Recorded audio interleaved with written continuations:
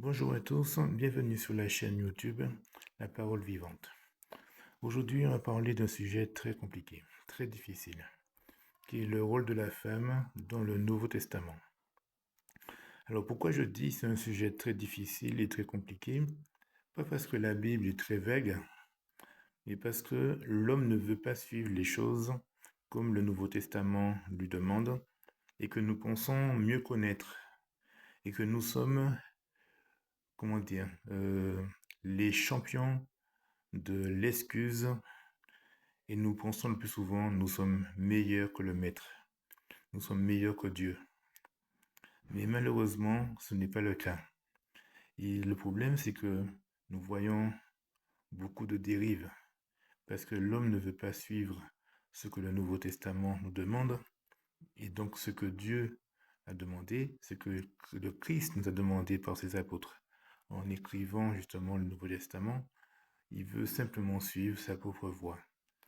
On a inventé notre propre évangile, notre propre Nouveau Testament, tout simplement. Voilà.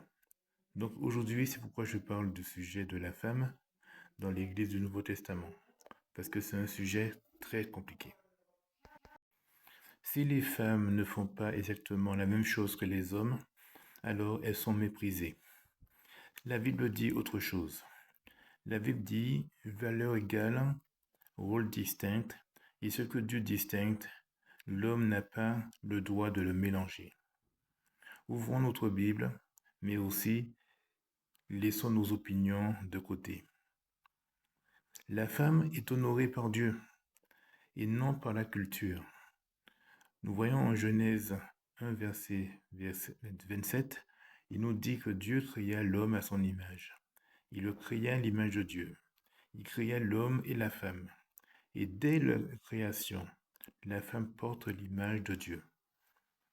Pas inférieure, pas secondaire, pas un accessoire, mais comme le dit en acte 3, verset 28, qu'il n'y a ni homme ni femme, car vous êtes tous un en Jésus-Christ. Ce qui veut dire que au niveau salut, nous sommes égaux. Voilà. Que le salut, il n'y a pas l'homme qui est sauvé et la femme qui est sauvée, mais on peut être en dernier. Non. On a le même statut devant Dieu au niveau du salut. Nous avons la même grâce en fait. Nous avons la même valeur devant Dieu. Mais nous n'avons pas les mêmes responsabilités dans l'Église. L'égalité biblique n'est pas l'uniformité. Prenons une illustration pour comprendre un peu mieux. Prenons une voiture. Nous allons prendre deux éléments dans une voiture, le moteur et le volant. On voit bien que ces deux éléments n'ont pas le même rôle. Mais sans l'un sur l'autre, la voiture n'avance pas. Le problème commence quand? Le problème commence quand le volant veut devenir moteur et quand le moteur veut devenir volant. Donc la confusion des rôles produit l'accident. Mais le respect des rôles produit l'ordre. Donc Dieu a posé des limites très claires, selon notre deuxième point. En 1 Timothée 2, versets 1 à 12, qui nous dit que la femme reçoive l'instruction en silence, avec une entière soumission. Je ne permets pas à la femme d'enseigner, ni de prendre autorité sur l'homme, mais qu'elle demeure dans le silence. Paul ne dit pas selon la culture, selon l'époque, il dit bien je ne permets pas. Et ça avec autorité apostolique. Et quand nous continuons le verset 13 et 14, il prend quoi comme exemple? Il dit car Adam fut formé le premier et Ève ensuite. Et Adam n'a pas été séduit, mais la femme séduite s'est rendue coupable de transgression. L'argument de Paul repose sur la création, sur la chute, sur l'ordre voulu par Dieu. Donc ce n'est ni culturel, côté romain, corinthien, ou je sais pas quoi. Non, pas du tout. Et ni temporaire. Ce n'est pas pour un temps, c'est pour tout le temps en fait. En tout cas, jusqu'au paradis. Nous voyons que la femme dans le culte, elle a un rôle très différent. Que les femmes se taisent dans les assemblées, comme il est dit en 1 Corinthiens 14, versets 34 à 35. Le contexte, c'est l'assemblée publique, autorité spirituelle, la direction. Voilà. Cela ne signifie pas qu'elle ne chante pas, qu'elle ne prie pas en silence, qu'elle ne participe pas. En Colossiens 3, verset 16 nous dit, « Instruisez-vous et exhortez-vous les uns les autres par des sommes. » Participer n'est pas diriger et être présente n'est pas non plus prendre autorité. Donc le silence biblique n'est pas une punition, c'est une position spirituelle de respect de l'ordre divin. Mais nous voyons que la femme, elle est peu enseignée, selon notre 4e point. Les femmes âgées, selon Tite, chapitre 2, versets 3 à 5. Les femmes âgées doivent enseigner qui? Les femmes âgées doivent enseigner ce qui est bon aux femmes, aux jeunes filles, aux enfants et à d'autres femmes pour être de bonnes épouses. 2 Timothée 1, verset 5. Il dit que la foi sincère qui habita d'abord dans Loris et dans Eunice. Sans l'enseignement des femmes fidèles, l'Église s'éteint. En Acte 18, verset 26, il dit que Priscille et Aquila, ils le prirent avec eux et lui exposèrent plus exactement la voie de Dieu. Elle enseigne avec son mari, sans dominer et sans présider. L'enseignement biblique respecte toujours l'autorité.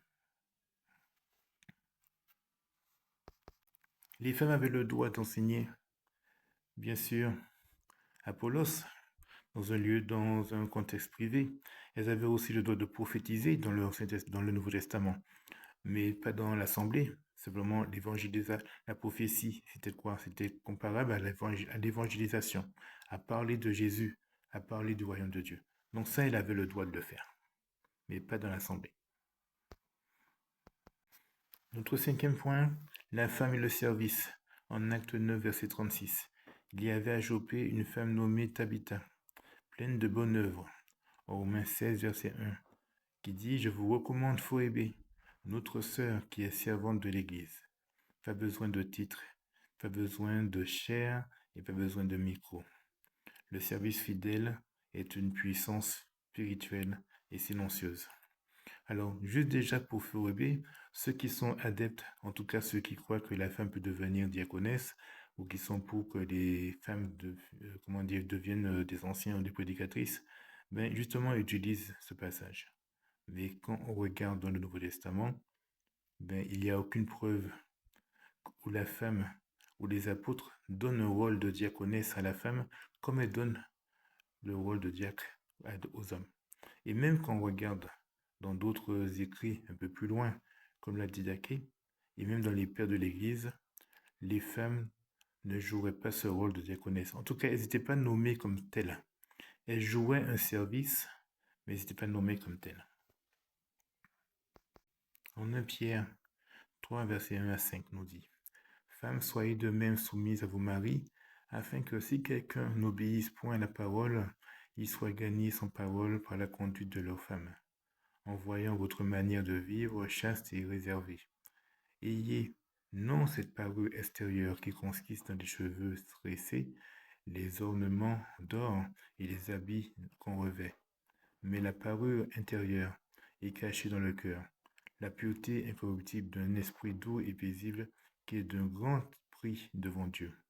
Ainsi se paraît autrefois les 7 femmes qui espéraient en Dieu soumises à leur mari. » Vous pourrez aussi prendre Timothée 2, versets 9 à 10, qui est de la même pensée. La femme enseigne souvent sans parler, par sa conduite, sa modestie, sa fidélité et sa persévérance. Le monde est en train de crier justement en entendant ce genre de choses. Mais la femme pieuse, elle convainc. La Bible aussi parle de maternité. Dans quel sens? En 1 Timothée 2, verset 15, nous dit qu'elle sera sauvée par la maternité si elle persévère dans la foi. Ce texte ne dit pas qu'un enfant sauve, il dit que la femme est sauvée si elle demeure fidèle dans le rôle que Dieu lui a confié. Le salut vient toujours de Christ, mais la fidélité se manifeste dans l'obéissance.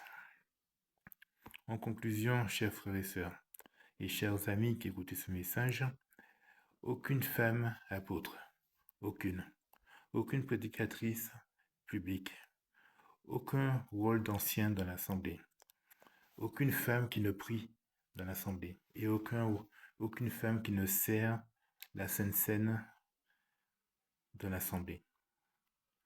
Aucune preuve biblique dans ce genre de rôle pour la femme. Et pourtant, l'Église n'a jamais survécu sans les femmes fidèles. Je connais beaucoup, ou le peu de sœurs que je connais dans les églises du Christ, de l'Assemblée, le peu que je connais sont capables d'enseigner. Le peu que je connais, elles sont capables de faire beaucoup de choses, de prendre des rôles de direction. Contrairement à beaucoup d'hommes qui ne prennent pas leurs responsabilités dans leur assemblée. Voilà. Donc, l'Église n'aura jamais survécu sans les femmes fidèles. Le problème aujourd'hui n'est pas que la femme a trop peu de place. Le problème est que l'homme a abandonné la sienne.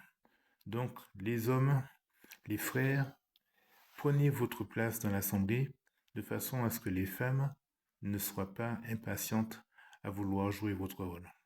Parce que vous en êtes responsable justement. Que nous puissions toujours être fidèles à ce que l'enseignement des apôtres donné par le Christ, que nous puissions toujours être fidèles à ce qui est écrit, à ne rien ajouter et à rien retirer. Que nous ne puissions pas justement édulcorer, d'améliorer le culte à notre façon, améliorer le culte sur un modèle protestant ou catholique, on va dire, désolé, de prendre en exemple ces églises, mais nous devons juste prendre le seul exemple, c'est le Nouveau Testament. Nous ne devons pas trouver d'excuses pour pouvoir attirer du monde dans nos assemblées parce que nous devons être plus modernes.